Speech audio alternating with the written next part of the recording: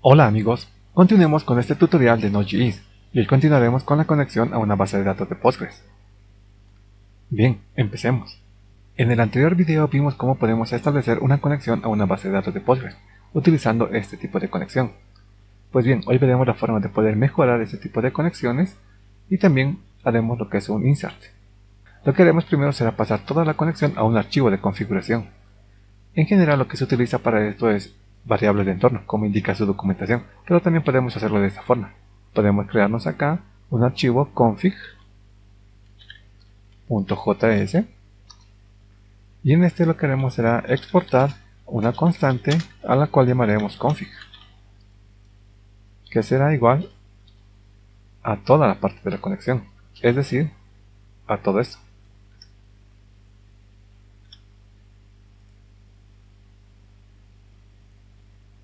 Ok, ya tenemos acá al usuario y algunos parámetros para poder controlar los timeouts. Bien, le damos guardar y en la parte del router, de personas router, lo que haremos será importar justamente ese archivo. Le daremos import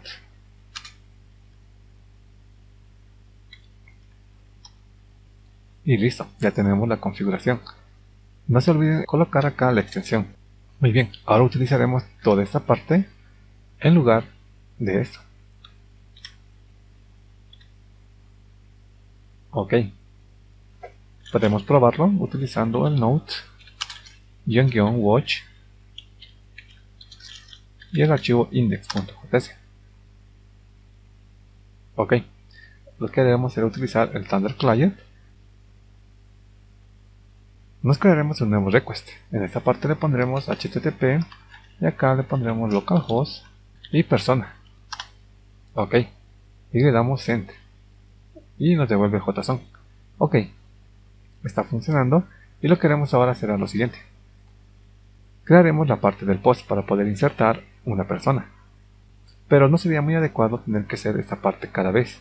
Tener que repetir cada vez la definición del pool, el query y la ejecución del query. Esto lo podemos mejorar llevándolo a una clase. Me refiero a lo siguiente. Haremos lo siguiente. En esta parte, en el ejercicio 3, crearemos una nueva carpeta, le llamaremos db y dentro de ese crearemos un archivo. Le llamaremos db-pg.js. Ok, y en acá lo que haremos será un export de la clase. Le llamaremos db-pg. Muy bien, ahora crearemos lo que es un método estático, para no tener que definir una instancia de esta clase. Le llamaremos execute, el cual recibirá como parámetros el query. Ok, de esta forma. Y lo que haremos será ejecutar toda esta parte. Lo pegamos acá. Bien, necesitamos el pool. Para eso tenemos que importarlo. Tenemos que hacer un import pg from pg de Postgres. Y también necesitamos lo que es importar nuestro archivo de configuración. Import. Le pondré acá config y listo. Y en esta parte .js. Ok. Acá definimos el pool. Acá tenemos nuestro query que en realidad será este parámetro. Entonces no necesitamos hacer esto. Y en acá, como estamos usando una wait, tenemos que definir que esta función será de tipo asíncrona, por lo cual le ponemos async. Y lo que retornaremos será return data. Ok. Vamos a nuestro router y lo que haremos será quitar este config de acá, incluso la importación del pg, y lo que haremos será importar nuestra clase db pg.js de esta forma. Ok, ahora lo que haremos será quitar toda esta parte de acá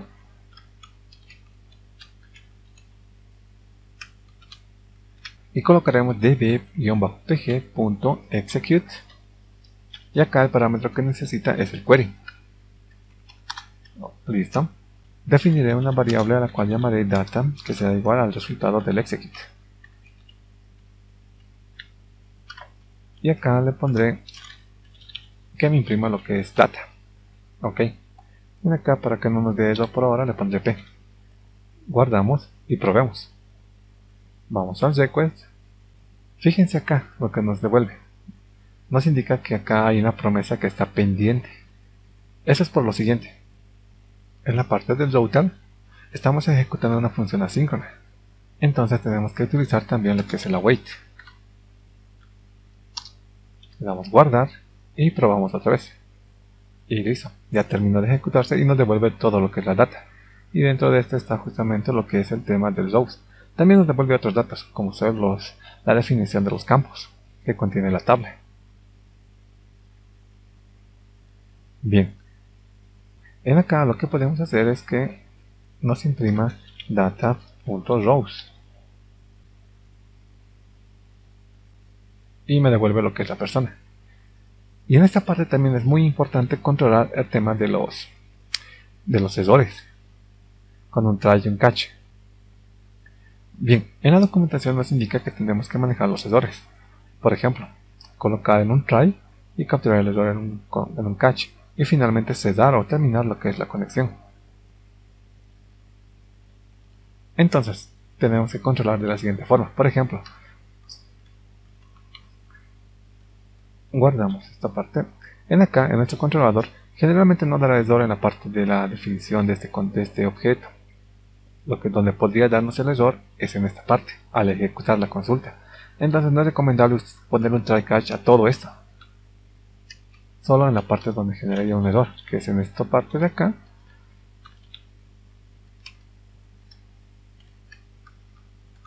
Acá le pondré let data. Acá quito esto. Pongo el catch. El error. Y el final. Ok. Bien, acá nos indica que utilicemos lo que es el await. En mi caso es el pull.end para finalizar las conexiones. De esta forma. Bien, acá lo correcto sería almacenar todos los errores que pudieran surgir en log. Pero por ahora nos conformaremos con imprimir por consola.log el error. Le pondremos así, error. Ok. Y para probar lo que podemos hacer lo siguiente. Si aquí modificamos nuestra cadena de conexión, le damos guardar. Y aquí le damos enviar. Y fíjense, en acá nos da dos tipos de errores. El primero que se refiere a la parte de la autenticación, que falló para el usuario. Eso a nivel de base de datos. Y luego también me dio un error porque hay una propiedad no definida, que es la rows. Entonces, si bien aquí estamos controlando el error y estamos retornando una data, estamos devolviendo un valor nulo. En aquí lo que tenemos que hacer es lo siguiente. Tenemos que verificar si este es diferente de nulo. Para lo cual podemos hacer lo siguiente. If data y recién podemos devolver esta respuesta. Y por else, si la data es nulo es porque no se ha podido ejecutar, entonces lo que podemos hacer es solamente enviar un mensaje de res.send y en acá podemos mandar un JSON que diga result error y en acá el mensaje de error le pondremos mensaje que será igual a error al ejecutar la consulta.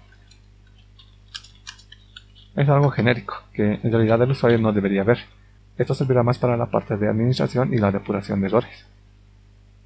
Y también podemos devolver lo que es un código de estado o un status code igual a 500, indicando que hay un error interno. Bien, si volvemos a probar acá, nos devuelve una respuesta con el tipo error y el mensaje de error al ejecutar la consulta, y acá un código de error interno. Bien, de esa manera tenemos que controlar los errores y es muy importante cerrar las conexiones para que no se queden pendientes.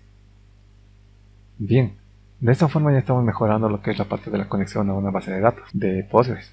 Ahora lo que haremos será hacer la parte del post, para lo cual definiré acá persona router.método post y en acá le pondré igual la ruta raíz.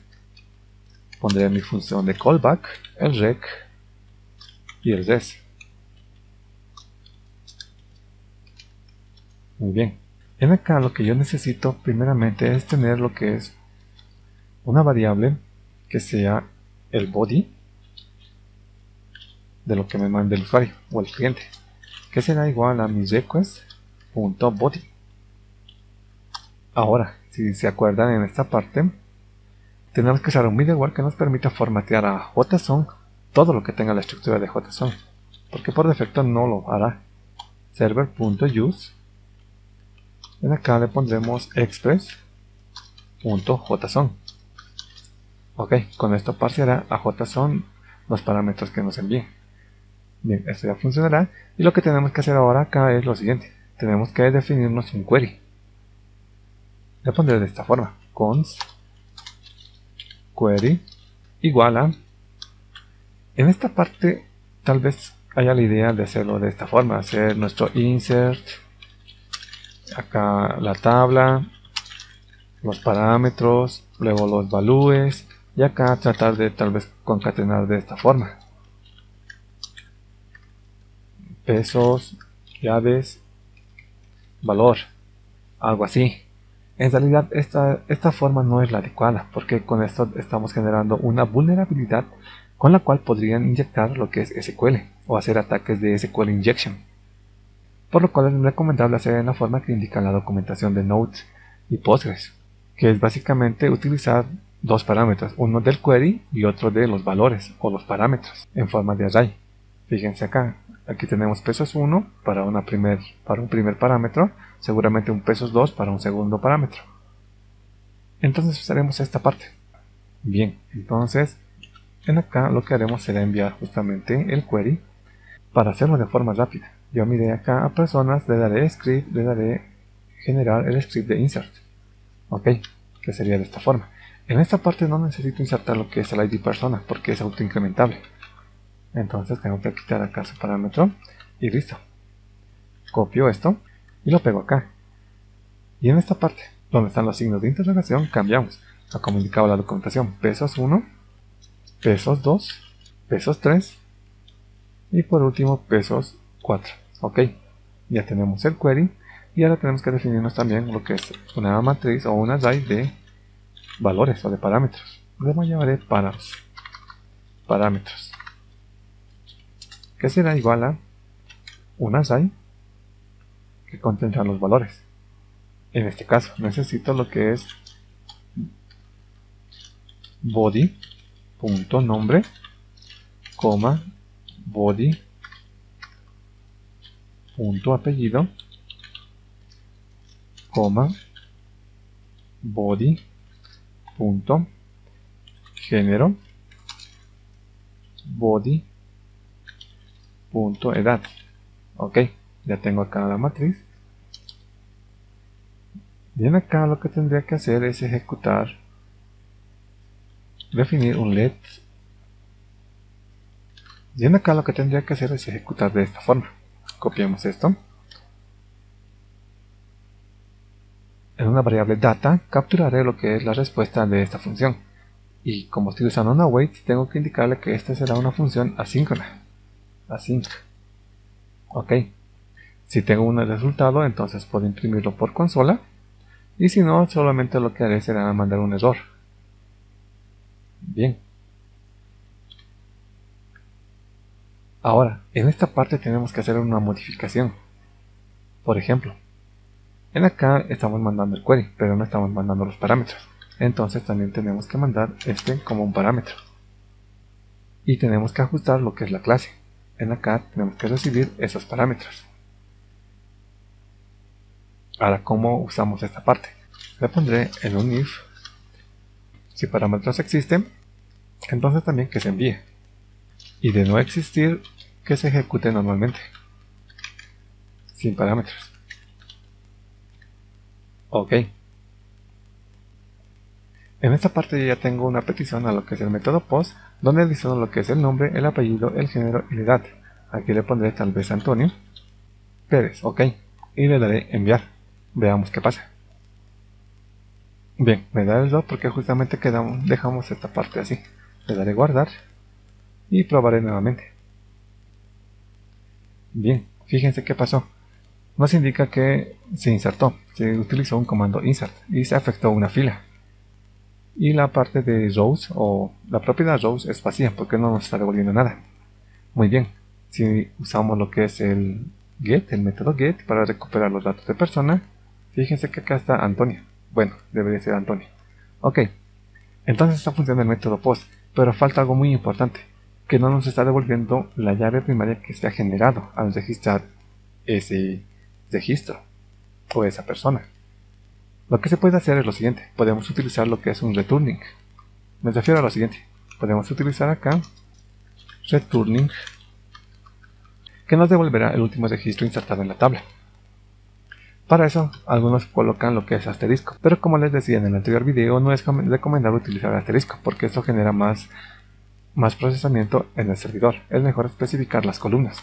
En este caso podemos hacer que nos devuelva todo esto, y además el ID de la persona. Así.